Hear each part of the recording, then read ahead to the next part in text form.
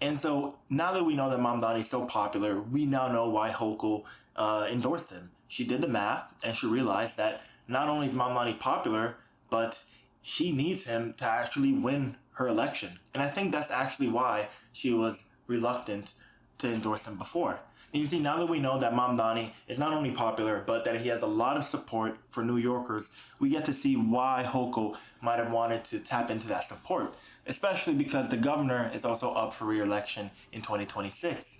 And I think a part of her knows that she's going to need to tap into that base in order to win. You see, if you ask me, in 2022, Hochul barely won against Lee Zeldin, and that was a very close race. And so now perhaps Hochul is thinking that if she doesn't get the vote of the progressives, and honestly, a lot of Democrats too, that Mamdani has won over, if she doesn't get their vote and join this Mamdani coalition, well, she might not be able to win.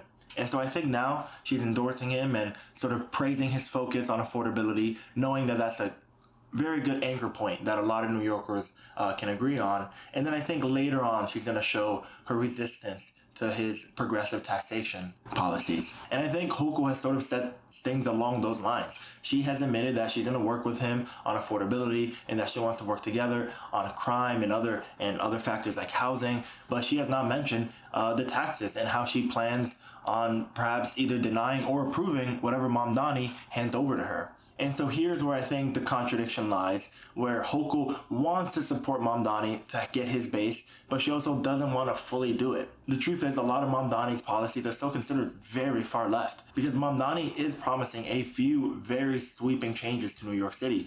Things like freezing the rent, things like having free buses, things like having free childcare, things like having mental health services, and then finally things like having a city-owned grocery store. These are like the 5 big things that Mamdani wants to bring, and there's even more things that he's thinking about.